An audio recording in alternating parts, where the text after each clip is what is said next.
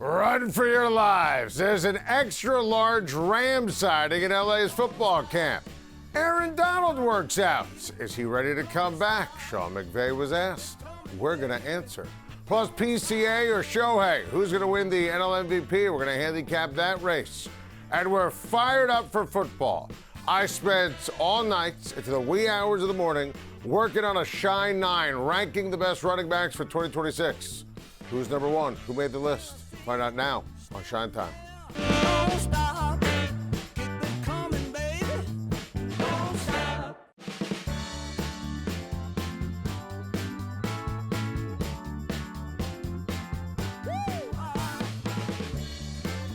Rams camp, baby. There was a large human sighting on Wednesday. Three-time Defensive Player of the Year, my guy, the great Aaron Donald, worked out at Rams camp.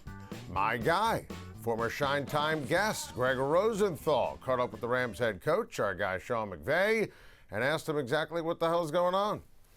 The NFL transaction wire had Aaron Donald working out with the Rams today, which I guess... Did it come across as a tryout? It did come across as Best a tryout. that we've ever had. Okay. You think he could make the team? Phenomenal. I think he could make the The team. kid's Okay. got a shot. Yeah, no, that was honestly our way of being able to get a workout with him within the parameters of what's necessary. But Giff Smith said it's the greatest tryout he's ever had. Great football coach. I don't know if Sean would be the best poker player in the world when I'd be he's talking terrible at about that. Aaron Donald. But Yeah, you know what? I've never claimed to be a good poker player either. Sean McVay is the best. By the way, I'm with Sean. I've never played poker. I don't want to play poker. I don't have a poker face. I do think Lady Gaga is great. And I think Aaron Donald has a GOAT case. I've made this case before, right? Look, and if you want to fight me and say, well, Lawrence Taylor was better, or this guy's better, or the other guy's better, Aaron Donald is either the best player in the history of the NFL on defense, or worst case scenario, top 5. And that's what we're talking about.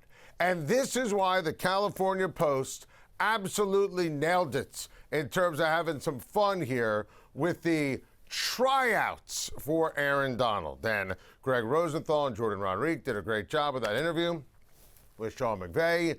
And yeah, it's officially a workout. They have to put it in the transaction file as a tryout.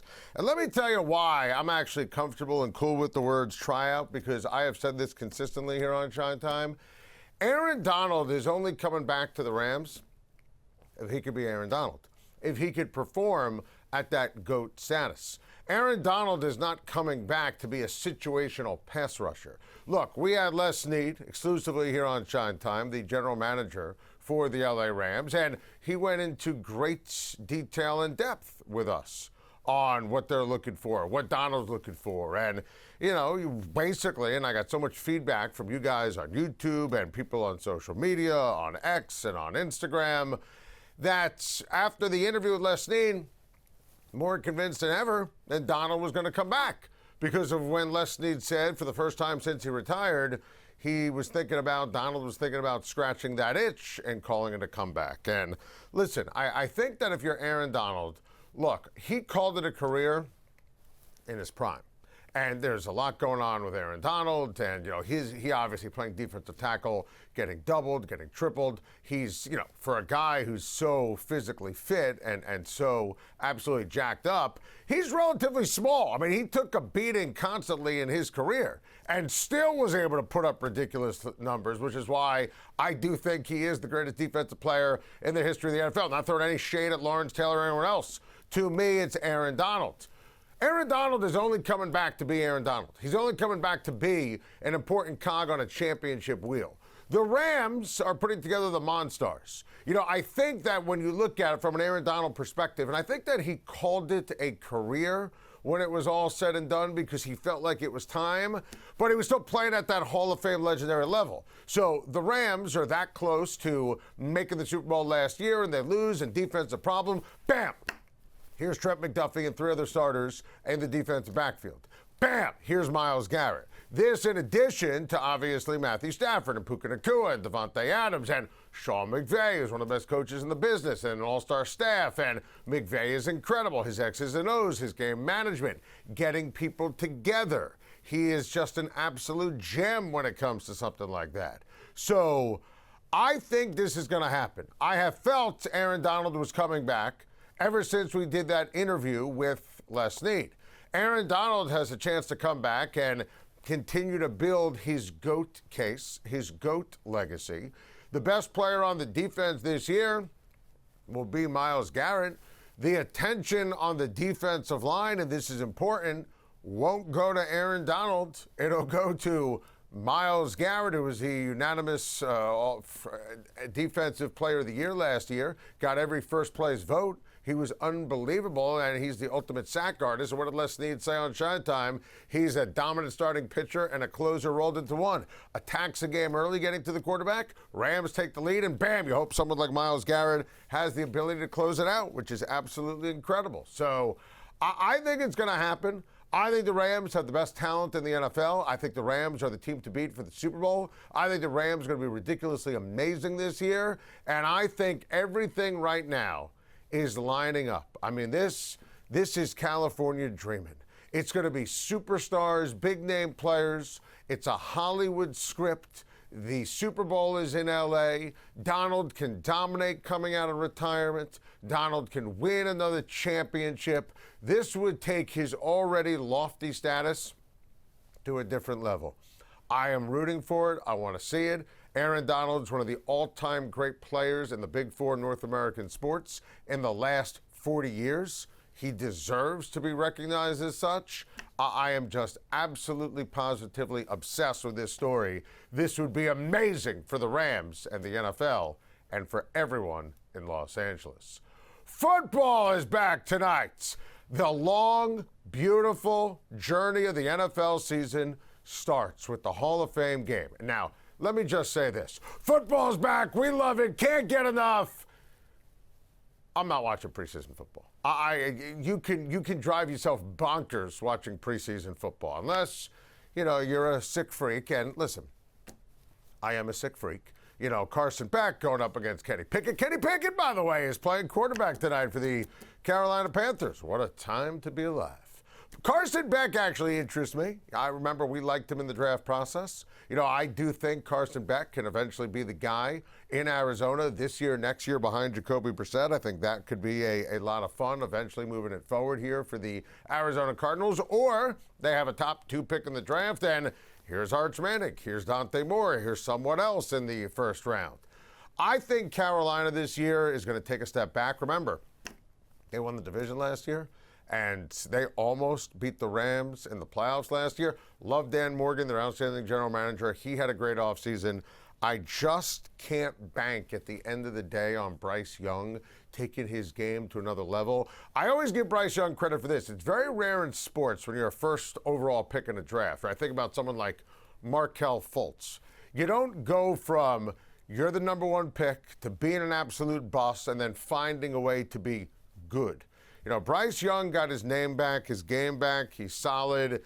He's just not spectacular, which is why Carolina is not locking themselves into everything when it comes to giving him a long-term contract. So I'm fired up. Football's back. I mean, there's nothing like football season. Football season on Schein Time is going to be off the charts. Make sure you subscribe to the YouTube page at Schein Time because my goodness, I mean, the content that we're going to have, the shows we're going to have, the brainstorming sessions that we're having as a team, I mean, for this football season, woo, I can't wait. This is going to be the greatest football season in the history of YouTube and digital media. At Schein Time, we can't wait for it. Football is back. Now, when it comes to the Arizona Cardinals, I'll tell you what gets me going. It's Jeremiah Love. And we talked about it. Jeremiah Love is going to be an absolute superstar. And Jeremiah Love, 3rd overall pick. First of all, I always agree with taking a star weapon running back early in the draft. Always agree with that if it fits the team. And Jeremiah Love's not just a running back, he's a megastar. And he's fast and he's speedy and he has great hands and he runs great routes and he's super smart and he's team-oriented. He's not going to play tonight in the Hall of Fame game. But I think it's a good time to strike on a conversation when it comes to the Offensive Rookie of the Year. Because we're getting ready to start talking about picks and awards, and we're going to have them all for you here on Schein Time. I think that the smartest pick for Rookie of the Year on offense will be Jeremiah Love, because he's going to get opportunity. Now, the only negative, I think, is rushing yards, because Arizona is going to be bad this year. They're going to be trailing in a lot of games. Also, it's not like it's a singular focus on Love. Trey McBride is unbelievable. He's got a great rapport with Jacoby Brissett. Hopefully Marvin Harrison Jr. takes a step forward. You look at it, and they have some big-time weapons on offense, great players at the skill position. But I think Jeremiah Love is going to be absolutely special. So he is, and I'm still fleshing this out, the conventional wisdom pick for Offensive Rookie of the Year. But there are a couple of names I want to just draw your attention to when it comes to betting. And that's Fernando Mendoza, and that's Jordan Tyson. And I think, and first of all, I actually think Jadarian Price Love's teammate at Notre Dame. You know, he might end up being the bell cow for the Seattle Seahawks. If you're looking for a juicy flyer, that's not a bad one when it comes to preseason NFL awards and sports betting. But to me, my big debate when I'm picking the Offensive Rookie of the Year, number one right now for me is Jeremiah Love. Number two, and I'm a voter, it oftentimes becomes a quarterback award, not all the time. Listen, last year I voted for an offensive guard, Gray Zabel, for a Rookie of the Year on offense. So I'm not one of those where it's all quarterback or bust. Jordan Tyson, though, I want to focus on him for a second.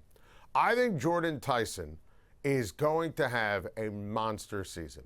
And I just talked to Kellen Moore, the outstanding head coach of the New Orleans Saints, on my SiriusXM radio show. And I asked him to go through the process of why they drafted Tyson. Remember, there were a couple of medical issues, but not a chronic injury. There's a big difference. And, everything was, they checked him out, and he's good to go, and he's having a terrific camp. And the thing that Kellen Moore said that I found fascinating, one of the reasons why he fell in love with him is because he played his best in the biggest games, biggest moments. You remember Tyson's brother plays for the Cleveland Cavaliers, great family, understands what it means to be a professional athlete. I just think that Jordan Tyson is going to have a monster season for a team in New Orleans that I think is going to be sneaky good. And today, if we were locking in our picks, I would take the Saints to make the playoffs. Now, the fly in the ointment on that is Chris Olave is still the number one wide receiver. And, obviously, they got Travis Etienne in the mix. So it's a numbers award often, but Tyson could be making big plays, clutch plays, and big-time splash plays that'll, help you in fantasy football or daily fantasy and put up big-time numbers and help the Saints win. That's why I reference the big moments and the big games for Tyson as a rookie.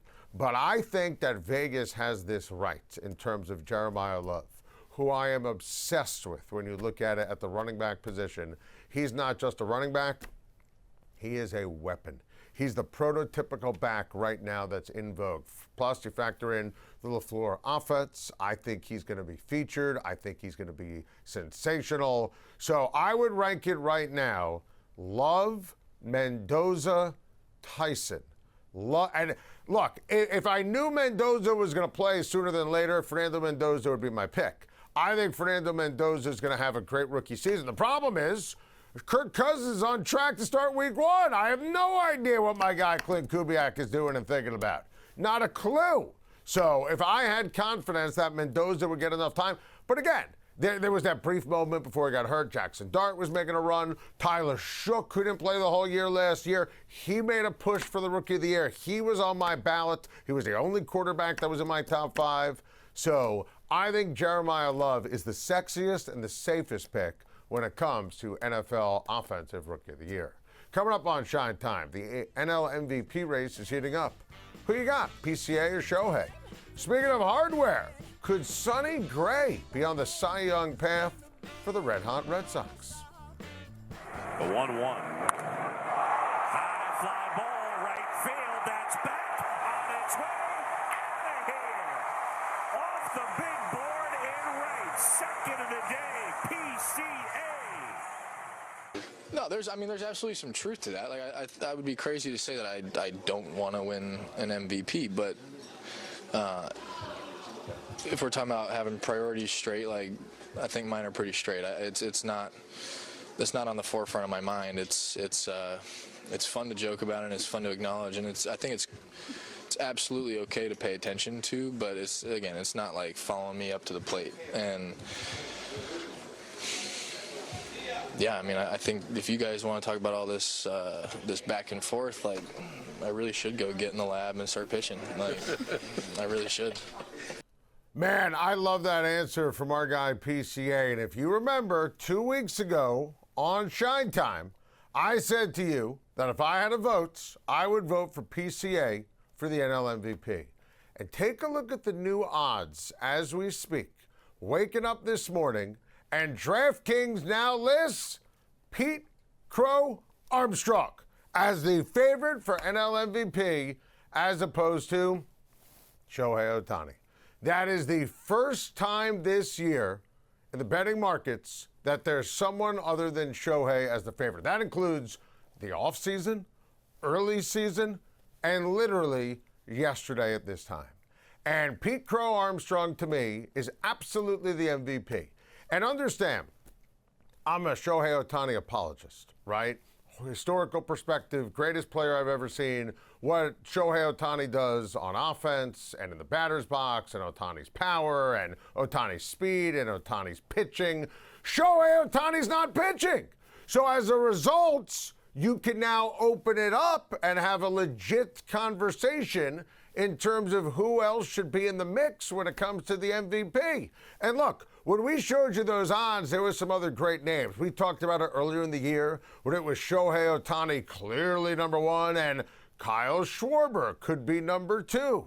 But PCA has been absolutely sensational. And here's the thing about PCA, and I'm more of an old school baseball guy than I am new school with analytics.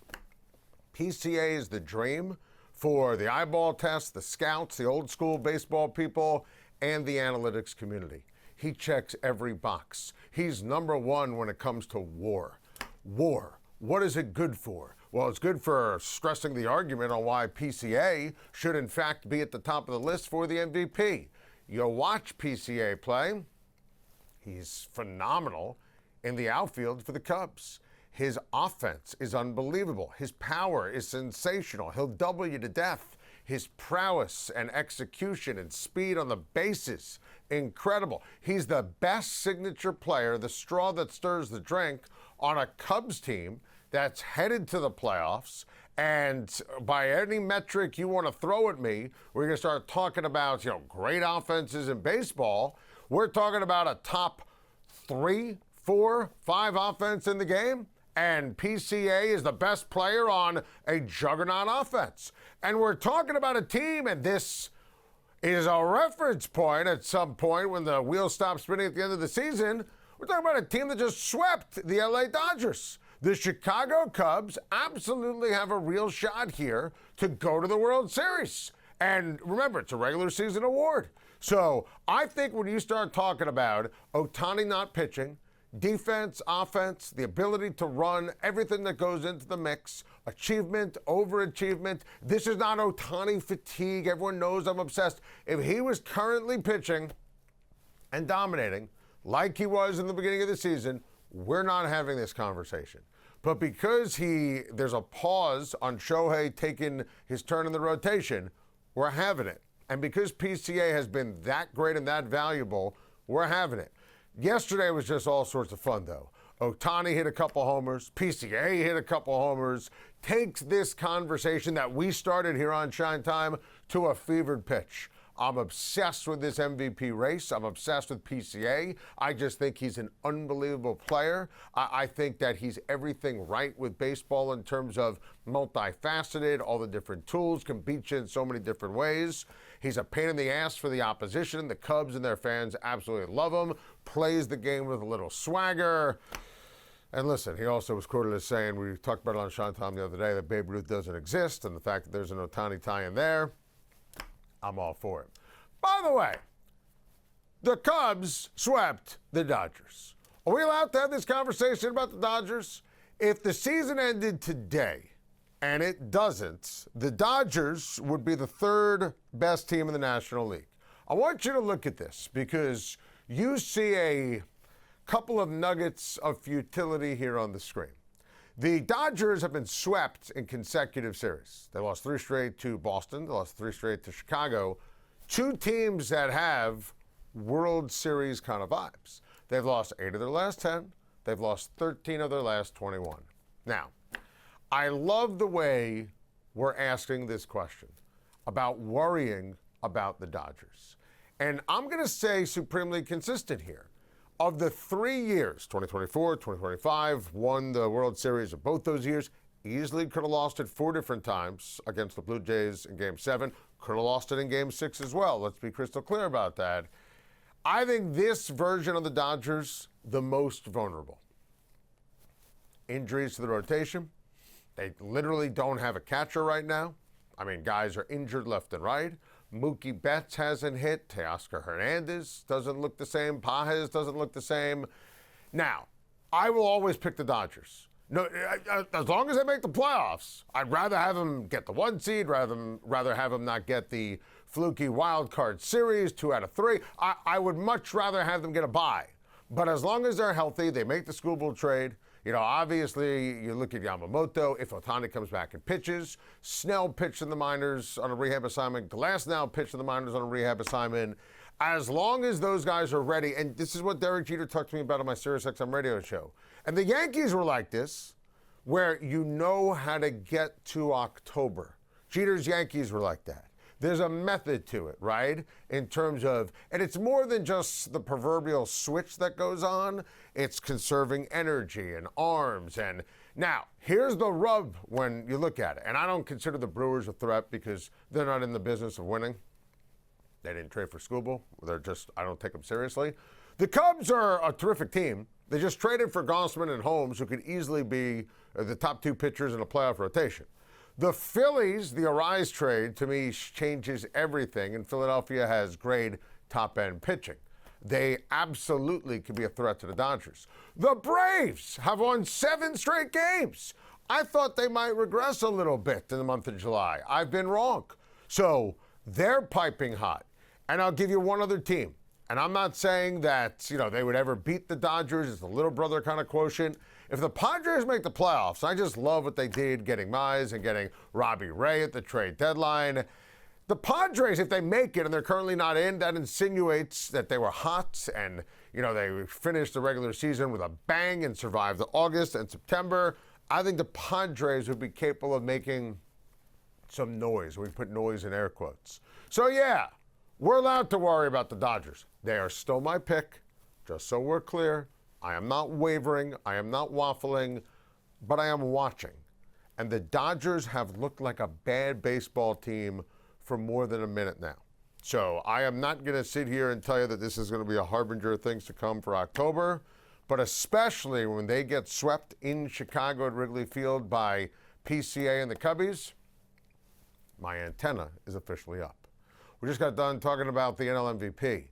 How about the reigning AL MVP, Aaron Judge? The Yankees could sure use his bats, and Judge gave us an update when he might be back. Aaron, we'd be remiss if we didn't ask you if they gave you like a realistic target date after the. No, I got nothing for you on that yet. I just got the scan yesterday, and the minute they said, all right, we're going to start running, I said, okay, I'll see you outside. So kind of forced them on that one. But no, hopefully whenever we get a game in, you guys will be somewhere on the list that I'll let you guys know. Not the top of the list. Not the top. Aaron Judge outside, cleared for light action, getting ready to start playing. He's laughing. Judge saying, I'll be back. Man, I can't get enough. Look, if you're a Yankee fan like me, you're taking anything you can get that's positive, anything on Judge. I see that soundbite, and I'm ready to run through a wall because I'm ready to pull my hair out when I watch the Yankees on offense. I see that, I hear that. It's a far cry from Brian Cashman saying absolutely nothing when he was talking to the press on Monday. This after, of course, he woke up from his nap, known as the baseball trade deadline, and embarrassed himself and destroyed all Yankee dreams. But this, to me, gets me going. So I hear that soundbite. Can I say September 15th? Like, I don't need Aaron Judge back before then. I mean, there were some thoughts that he might not be back this season, okay? And again, we still need to see it. But when Judge, first of all, Yankees public relations staff is fantastic. So if he's going to speak to the press, that means it's going to be happy news, positive thoughts, something the Yankees want out in the universe. So, and it also is going to be fact. I'll be back this season. Great. And he better be, because the Yankees are an eyesore. I mean, just absolutely atrocious. And watching the Yankees, it's just, look at these nuggets of futility. The Yankees offense over the past couple of series, they've scored 2 runs or fewer in 5 of the past 6 games. What a disgraceful, embarrassing statistic. They have a team batting average in the past 2 series of 201. And if you've been watching, and I have, I don't even know how it's that high. A team OPS of under 600. They've struck out 50 times. 0 for 10 with runners in scoring position Wednesday against the Cardinals. And, I mean, Spencer Jones is an automatic swing and a miss. McMahon can't make contact. Trent Grisham, what a waste that was by Brian Cashman. First guess, bringing him back. That was just an for that money, that was just absolutely awful. Go look at the Yankees batting order and the on-base percentage for the guys who were in the batting order last night. I mean, it's disgusting. It's a disgrace. It's embarrassing. It's worthless. And it's brutal. Absolutely, positively brutal. So, and we'll get into it more tomorrow. But the Braves come to town. The reason for hope is, and the Braves are piping hot, the Yankees will have Fried, Cole, Schlittler scheduled to pitch in the Bronx this weekend. That makes you fired up as a Yankee fan. That lets you know you can compete with anyone, and the American League is wide open and weak. But if you don't have Aaron Judge in the lineup, they can't win big. So hearing Judge say, "I'll be back," changes the math on everything when you look at it for the New York Yankees. Now, hitting's obviously an issue, but their defense got an instant upgrade with George Lombard Jr. at short. Take a look at this breakdown from John Boy's Joseph Solano. This is us looking at the same play, same positioning. This is Volpe and Lombard. Look at this. Smoked. Lombard, To boom. Lombard. Quick hands. One away. All right, Volpe. Line drive. Oh, he ate up Volpe. Here comes Jose. He will score. The Guardians are on the board. It's 2-1. Same play, same positioning, and different result.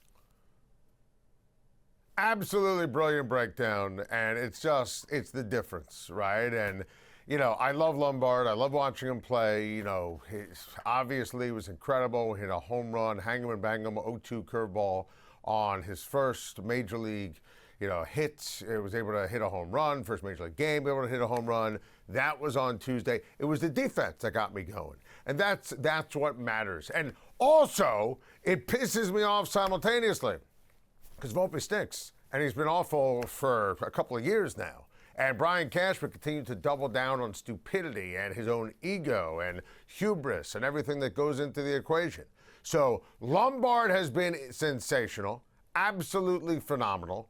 And listen, no matter what he hits, and he's still young, and he's going to be a stud. And I think he's going to hit over the August and September and into October months, because I just think he's a fantastic young ball player.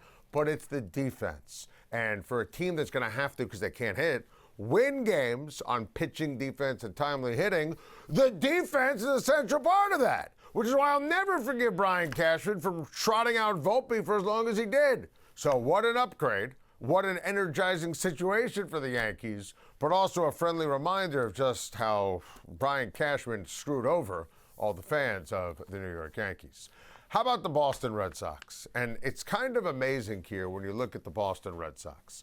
I want you to take a look at this incredible nugget of domination board, right? The Boston Red Sox have a 7-game winning streak.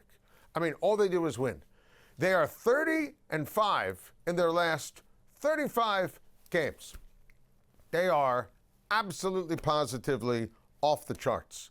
They have won, and this is my personal favorite stat, 9 straight series. 9.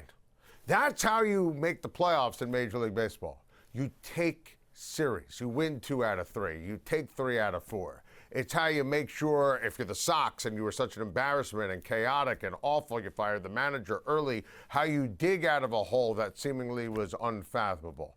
And right now we're at a stage where the Boston Red Sox, who are beating playoff teams, great teams, the White Sox, they beat the Dodgers, swept them over the weekend. I mean, it's unreal.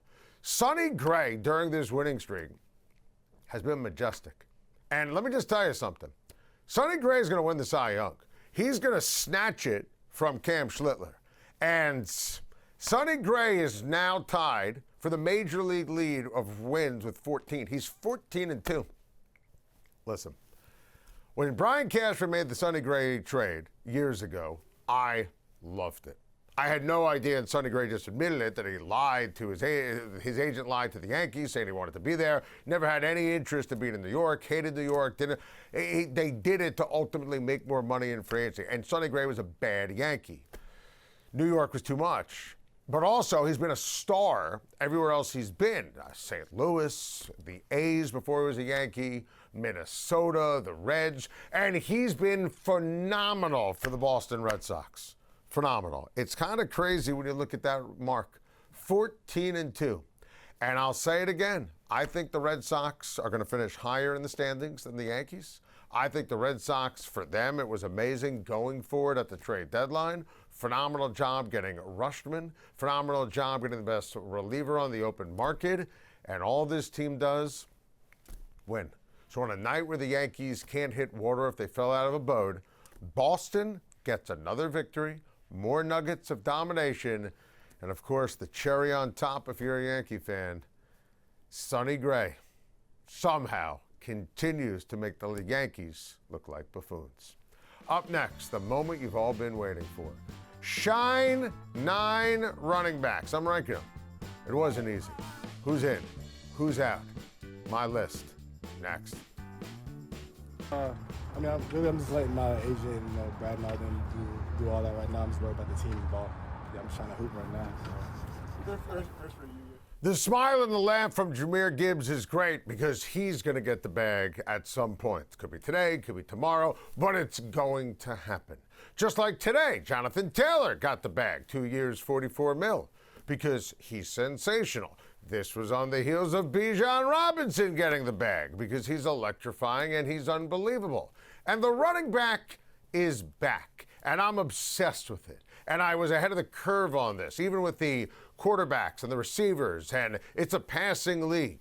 I think once Saquon Barkley got that contract, leaving the Giants, going to Philadelphia a couple of years ago, having the greatest single-season, regular season, postseason ever in the history of the NFL at the running back position, you had to zig.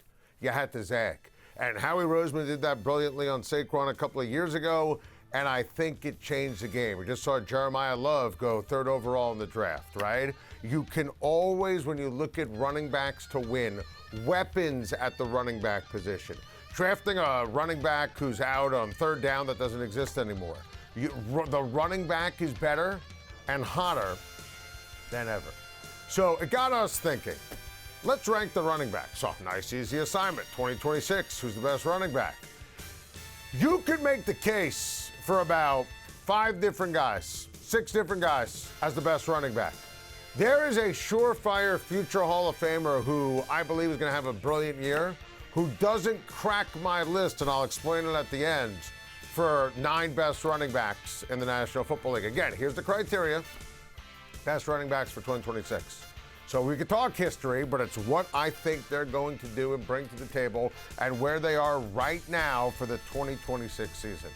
My number 1 running back is Bijan Robinson. I think Bijan Robinson is absolutely sensational. He's electrifying, he's dominant, has unbelievable hands. He is a weapon. He just got paid, and rightly so.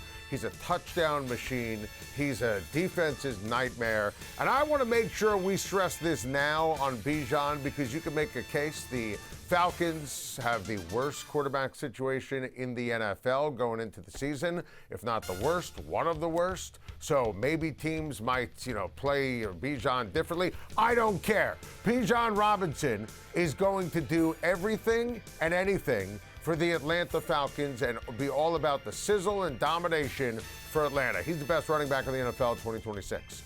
Number 2, I thought about him for number 1, Jonathan Taylor.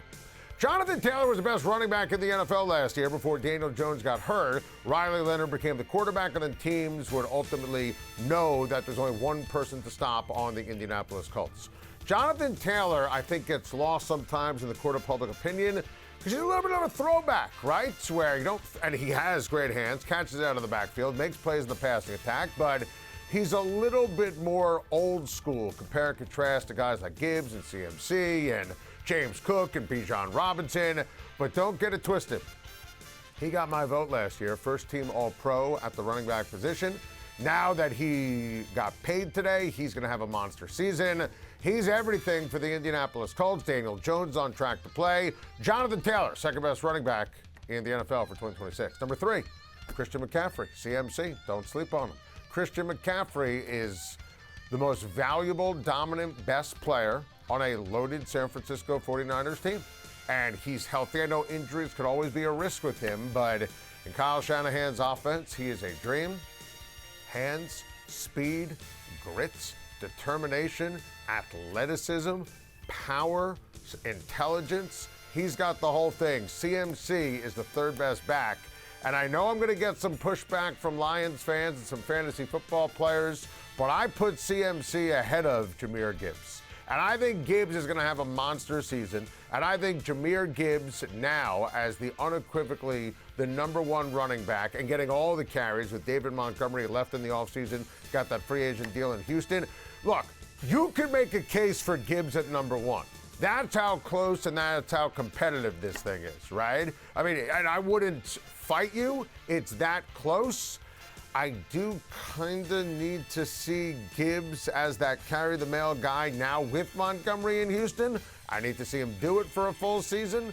I think that CMC is just a little bit more valuable to his team. So I'm going to put Gibbs number 4. And at number 5, and I consider him as high as number 2, Saquon Barkley. Jeff Stoutland's no longer coaching the offensive line, and that's the thing in Philly. But now the offensive line is healthy, something that was not the case for the Philadelphia Eagles last year. Look, maybe Saquon Barkley doesn't get the numbers that we saw a couple of years ago when they won the Super Bowl. Obviously, they have some new weapons on offense. There are concerns about Jalen Hurts. Saquon Barkley is always a superstar. I think he's the 5th best running back in the NFL for this year. Number 6, James Cook. Jimbo, as I like to call him in Buffalo. James Cook, let him cook. He does everything. And when you start talking about weapons for Josh Allen, I really think that James Cook is the number 1 weapon, not DJ Moore, who I'm obsessed with, not Dalton Kincaid, who I'm obsessed with, or anyone else. Listen, I think sometimes James Cook can get lost in the sauce because you can make the case that the best runner on the Buffalo Bills is Josh Allen. I love that we have the still shot of him catching it out of the backfield. He's fantastic. Hard-nosed runner. He's a throwback in a lot of ways. James Cook, number 6. Number 7, Devon Achane. And you could make the case he's too low. Like, this doesn't even feel right to me. It shows you the depth and the talent here at the running back position. I think there's a shot, because they got rid of Waddle, new great running quarterback, smart quarterback in Malik Willis. He might, not have the numbers this year because teams are going to just be geared up to stop the run. But it went noted that the new brass in Miami, their top priority, and they're breaking it down to build it back up smart in Miami. They made sure Devon Achane got paid. Devon Achane is an absolute, just a rock'em sock'em home run hitter at the running back position. 7th best running back in the NFL for 2026. Number 8, Breece Hall. I think Breece Hall is fantastic. And I think the Jets deserve a lot of credit for getting ahead of the curve and all these other running backs getting paid. The Jets paid Breece Hall because they know what they have. And Breece Hall is tough as nails. The offensive line for the Jets is very underrated. It's very good. Breece Hall has really great hands. Last year, what could go wrong went wrong for the Jets. Don't forget about Breece Hall, who he is and what he brings to the table as a versatile, dominant back at the running back position. Number 9, this might be controversial, Ashton Jeanty. I think Ashton Jeanty got screwed last year by Pete Carroll. Pete Carroll's kid was coaching the offensive line. The quarterback play was atrocious. He had nowhere to run. I know it's training camp, but everyone is, raving about how Jeanty looks. They signed Linderbaum, the best center in the NFL, in the offseason. They now have a real head coach and play caller in Clint Kubiak. Brock Bowers is back. Kirk Cousins, the quarterback for now. It'll be Mendoza. It's going to let Ashton Jeanty just absolutely pop off. I loved when they picked him 5th overall. I loved him at Boise State. I think he is going to have a monster season. Now, that's my Schein 9. If my last name rhymed with 10, you would see Derrick Henry. And I want to sit here and stress this. I think Derrick Henry is a first ballot Hall of Famer. And I'm sure he would take this list and he would stiff arm it, right? And he's still tough and he's still powerful and he's still physical. He's also getting a little bit long in the tooth. So I still think he's going to have a monster year, but I do want to acknowledge that Derrick Henry would have been next on the list.